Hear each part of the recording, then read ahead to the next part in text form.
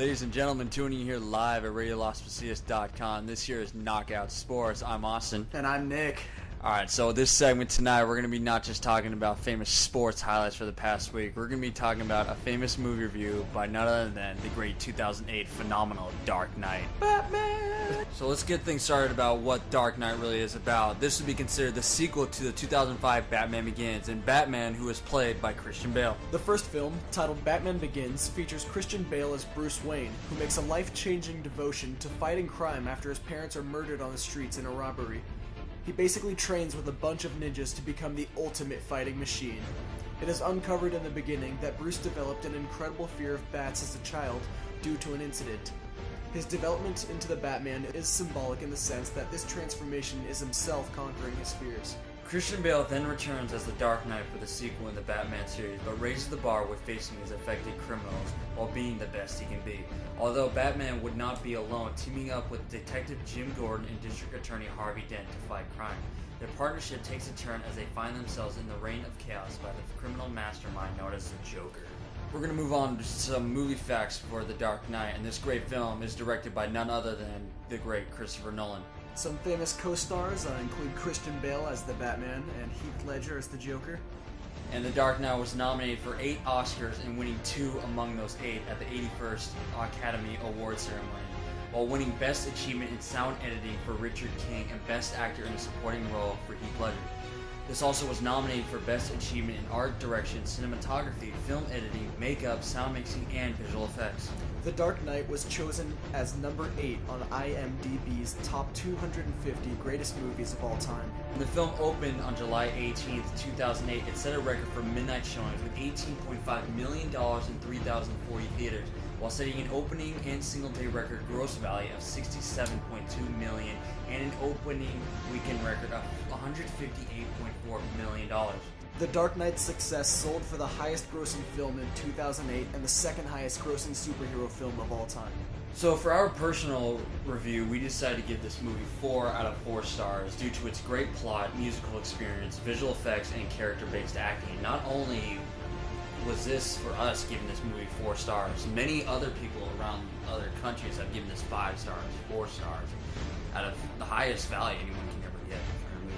Alright, so Austin, we have a great movie on our hands, and let's kind of just break it down and just start talking about it. Well, first off, I'm a huge fan of this movie. Not just this movie, but of the whole Batman trilogy. Ever since Batman Begins, it's always been very interesting of who he was about. And it's just throughout the whole country, not just the country, throughout the entire world, this movie has just really been out to people. It's been like one of the greatest superhero movies of all time. But let's break it down. Let's see, throughout the past Batmans we've had, was this the Batman we know and love? Well, when you put it that way, is this the Batman we know and love? In a sense, it is, but it's been kind of weird to watch him change and shape through the course of the 3 movies, and not to mention before these 3 movies, the original Batman was kind of this superhero that everyone could look up to, and that he would beat up, he'd go up and he'd beat up the bad guys, and then everyone would cheer, and they'd all be loving Batman, all the good, fun, clean superhero stuff. But in this trilogy, we start to see the darker sides of Batman, and how it puts it in almost like a parallel universe where people aren't looking up to the Batman as much as they were in the past. And also, isn't it true that throughout the movie goes along, the Batman, he doesn't want to reveal himself because he wants him. I've always told one time in the movie that he wants to keep it safe and keep him close to the people who love, so the other people don't get in danger. Yeah, absolutely. But here's the question: how did this darker role influence or impact the movie and overall outcomes? So The Dark Knight did a spectacular job at kind of contrasting the 2 views of Batman and the Joker, and they kind of leaned on one another. They needed each other, because we have Batman on one hand, who's trying to become the good guy again. He's trying his best to win the public support, to defend the city that he truly loves. And on the other hand, we have the Joker, who's trying to prove to Batman that the people he's defending aren't the great people that he sees them as. They're truly just the filth of the Earth, and the Joker tries his best to just bring this out. Which just, it's not really much of a Batman's fault. I mean, he's just doing what's best for the people, and it's pretty awesome just the way it's portrayed throughout this entire film. But the Joker, I mean, an amazing performance by Heath Ledger. Just, he tries to do whatever he can to terrorize Batman, and even in the movie, they've been saying like, no, you and I were meant to do this forever. Yep, exactly, right? And it's just like kind of an interesting, and it's just so compelling to know that at times they're so close, like in the interrogation room, but they can't kill one another. They can't deal without one another. And I remember, you remember the ending scene where he throws him off that building? Yeah. And he catches him with that grapple And he's hook, laughing and he picks it the up, whole way down. he's like, Oh my god, that was real. Spot on. Alright, and so it's just, he pulls it up, and he gives you the question, it's like, what is it that makes it so great? It's just, he makes it, they're meant to be each other forever.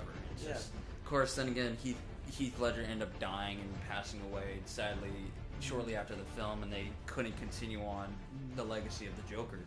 With all due respect, I mean, and I mean this all due respect, but what a way to go, you know? Like, he really did. I mean, yeah, he really did such a great acting job. I mean, you can't just top that. He wasn't Heath Ledger. He was literally the Joker. I didn't even recognize him when he was a director. He was so in depth in his character. It was just really incredible to watch.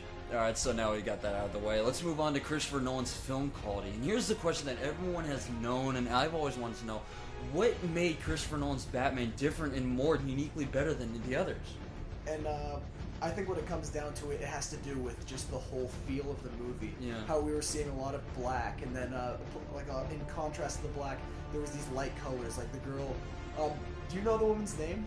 Her name was Rachel. Rachel, yes. So, like, you had all this darkness, you had the Joker, you had the Batman with this black armor, you even had his butler who's wearing all black, he's got the Batmobile, you know, and then you have things like Rachel, this, like, light, and it represents, like, Gotham City, and this city full of supposed good people that Batman's defending. You know what the funniest thing is, Nick? Huh. What is it, yes? You know, there are two different Rachels. There's one Rachel in Batman. That was strange. Yeah, you know, it's kind of hard to follow. Yeah, but here, let's move on to what made Christopher Nolan's. And you ever notice, back then, the Batman that's played by Adam West, it just looked like a dad running around in Halloween costume. And it was funny. It was like, that is totally corny. Excuse me for the French. I mean, it must have been a great show watching it when people were young.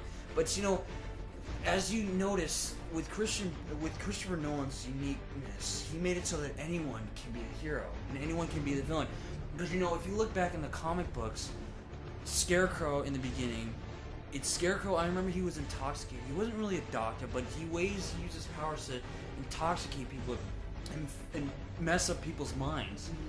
And you notice that also with the Joker, with the original Batman series, the Joker, he was intoxicated and he had a smile on his face that forces the smile. Yeah. And in Christopher Nolan's Batman, he made it so that he cut his cheeks to where it turns into a smile. Like anyone could do it. Yeah, and he paints his face on it, and what makes it look like a true villain.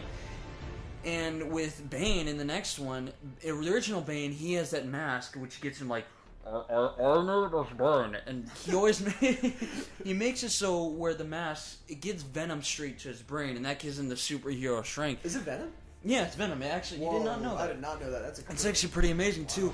With Bane in Christopher Nolan's, he actually was beaten severely to death that he needed medicine to get that mask to help prevent medicine from going to keeping it up, to making him from getting serious pain. And he even said that, will you die if you take off that mask? Oh, it would be quite painful. It would be very painful. But still, it's incredible in just the way Christopher Nolan portrayed everything. It's just, he made it so that it was more modern. He made it so that anyone can be the villain and anyone can be the superhero. And of course, Bane was played by none other than the great Tom Hardy. Do you believe, I mean, just how muscular Bane is, do you believe he was on roids? Yeah, no, I don't believe he was on roids, but he sure did get in shape for that movie. Alright, so let's move on to the villains and how they are portrayed. So let me ask you, Nick, who would you say was the better villain? Who was the ideal villain? The Joker, Scarecrow, or Bane? I would say the Joker. I would have to stick with Heath Ledger. What about you? Oh, you know, I would totally disagree with that. Yeah. I mean, don't get me wrong. I mean, Heath Ledger played an amazing role with playing the Joker. I mean, but I gotta give it to Bane. I mean, look at this. Bane takes over the entire Gotham. He did nothing that no other villain could have done. I mean, well, I'll tell you, he puts the Batman out of commission, and he breaks his back, puts him in a cell, hides him out where no one knows where he is, and he takes him out of commission to where he's completely helpless, and he does whatever he can to just take over the town, and he has. And that's true. You don't see the Joker doing any of that kind of stuff. So tell me, what he's never even really fighting. To me, it's more of the psychological game that he's playing with Batman in the sense that what I was talking about earlier. Like, for example, when he has these civilians out on the boats. Then, so we have the civilian boat, and then we have the boat full of all the inmates and all the prisoners who have all committed felonies and such. And they're given triggers to blow up each other's ship, and then, I don't know, the whole way it plays out, how the Joker and the Batman are up on this high-rise, and they're waiting for this event to play out. And the Joker's pretty much saying, hey, look, like, the people you're defending are just filthy human beings, and they're going to kill each other, and we're going to watch it right now. And then you have the Batman who's just shoving it down the Joker's throat, saying, no, like, I'm going to show you, like, no, these people are fine, and by the time that clock hits midnight, we'll still have both boats sitting there, whether you blow them up or not. So this would basically make what each one is more specific better than the other. I mean, like, we can't, it's more of an even top. See, lots of people say Bane's better, Joker's better, but... Let's talk about the Scarecrow. I didn't think the Scarecrow was that great. It was scary. The way he drugged people, though, it was scary, though. I mean, I would be scared to death. I mean, when people were drugged, they weren't really seeing what it normally was. I mean, but the original Scarecrow, like I said earlier, he actually had some superhero powers where he drugged people where they wouldn't see what they normally see. But ordinarily, I mean, the character, I forgot his name. Do you know who played it? No, I actually don't know the character. Well, I mean, he's actually an amazing actor, but I mean, Scarecrow, it's just he was kind of a wimp, though. Yeah. You understand? And so, but still, like, it's kind of with the way they are. Cillian Murphy. That's Scarecrow. right. That's right. I don't know that's how you pronounce it. Yeah, but he's striking Irish actor Cillian Murphy, according to the IMDb. Is the oldest children. Settle down, IMDb. Jeez, man. And this would make it each one would be better than the other. So the Joker just has affecting with the psychological mind, and Bane just has a muscular build. Yeah, just kicks his butt. And so, all right. So final question to conclude this movie review: do you believe, since after this is all completely over with, after Dark Knight Rises, do you believe this is the end of Christopher Nolan's Batman? Oh my gosh! After seeing the third one, you just can't top something. Yeah, really. It was a great ending. Don't get me wrong. Like, I feel like they tied together a lot of the ends. But with the reveal, oh man, do we spoiler alert? Are we? No, are we I don't want to. Let's alert? not. Okay. Let's just say it's another famous. I feel like we're gonna have a movie in the Batman universe, but it's not gonna be about Batman. Let's just say that. Well, I mean, it will be based around the theme of Batman. But of course. It'll be someone else. Well, I think Christopher Nolan left it to where someone can take over that role of Batman. Yeah. I mean, because, do you ever notice that in the next few years they're going to be coming out with the Justice League? Oh, yeah? Yeah, and I mean, I think it's going to be opening out in 2015. I mean, it's huge box office hit. It's going to be huge. I mean, I don't know what's going to be better, this or the Avengers. With the Justice League, they made it so where they're going to start off with the Justice League and they're going to break off into their own parts. But to me, I think it's just Christopher Nolan's Dark Knight. It's too dark. I mean, yeah, the Batman just going to be like going, like, God, where are the drugs? I'm taking over this whole thing. And so, yeah. This isn't a car. Do I look like a cop to you? No, he goes like this. He's like, this isn't a car. My mother warned me.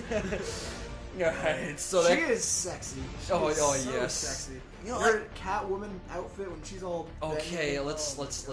We're going a little. You're losing yourself a little bit. Alright, so everyone else, like, if you guys enjoyed this movie review, go. If you haven't seen Dark Knight, I mean, I hope what we said to you is giving you enough feedback and encourage you to go see not just Dark Knight, just all three of them. Mm-hmm. And it's all been just a great movie. So so this is going to conclude our movie review. Nick, do you have anything to say before we sign off? Not a whole lot, to be honest. Those of you keeping with No Shave November, I encourage you. I'd like to thank my cafeteria ladies from middle school. No, you said that last time on our second show. Alright, they're the people I respect. Yeah, it's true. I mean, I do respect my mother. Yeah, you know what? I respect my mother. Yes, I do. But God, someone was hot for teacher with its lunch lady. Alright, so that's to conclude about our movie review. Hope you guys all enjoy. And like I said, everyone tune in at Knockout Sports at Radio Las Macias every Monday at 6 p.m. We're out. Peace. Later.